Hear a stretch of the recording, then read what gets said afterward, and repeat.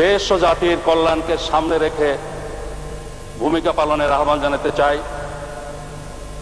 আল কোরআনের নির্দেশ, আউযু বিল্লাহি মিনাশ শাইতানির রাজিম, তাআওয়ানু আলাল বিররি ওয়াত তাকওয়া ওয়া লা তাআওয়ানু আলাল ইসমি ওয়াল উদওয়ান। তোমরা পরস্পরকে ভালো কাজে, কল্যাণকর কাজে,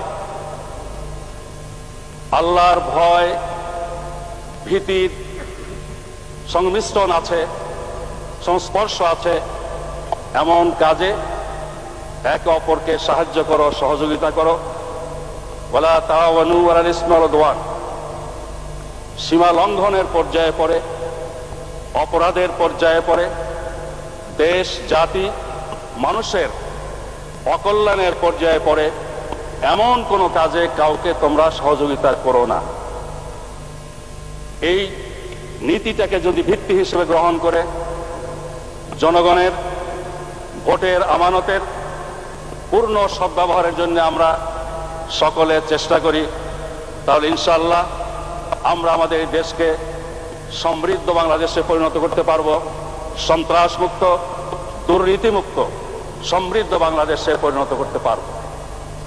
এই নির্দেশনার আলোকেই বলতে চাই, বিরোধিতার খাতিরে বিরোধিতা নয়, আবার ডিফেন্সের খাতিরে ডিফেন্স নয়। যা সত্য, যা ন্যায়, যা কল্যাণকর তা গ্রহণের জন্য আমাদের সবাইকে প্রস্তুত থাকতে হবে, খোলা মনে তা গ্রহণ করতে হবে। কোন সিদ্ধান্ত যদি ব্যক্তিগতভাবে আমার বিরুদ্ধে যায়, আমার দলের বিরুদ্ধে যায়, আর সেটার মধ্যে দেশ জাতি সমাজের জন্য এক কল্যাণ থাকে, তাহলে সেটাকে গ্রহণ করাটাই হলো ন্যায় নীতির দাবি। আমরা যেন এইভাবে এই সংসদকে পরিচালনা করতে পারি। মাননীয় স্পিকার, দেশের সার্বিক অবস্থাকে সামনে রেখে আমি আপনার মাধ্যমে বিরোধী দলের নেত্রীকে এবং সেই সাথে সবাইকে একটি আহ্বান জানাতে চাই।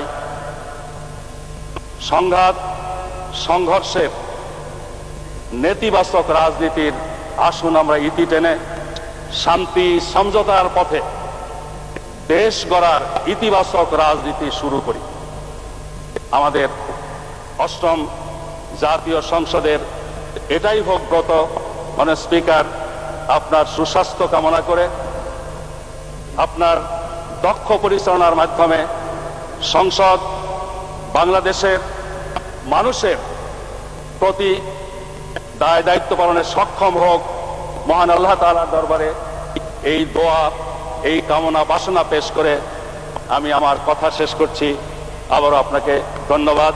আপনার মাধ্যমে নির্বাচিত সকল সংসদ সদস্যদেরকে ধন্যবাদ। সেই সাথে বিদায়ী স্পিকারকেও আমি অষ্টম এই জাতীয় সংসদের পক্ষ থেকে জানাতে চাই আন্তরিক ধন্যবাদ।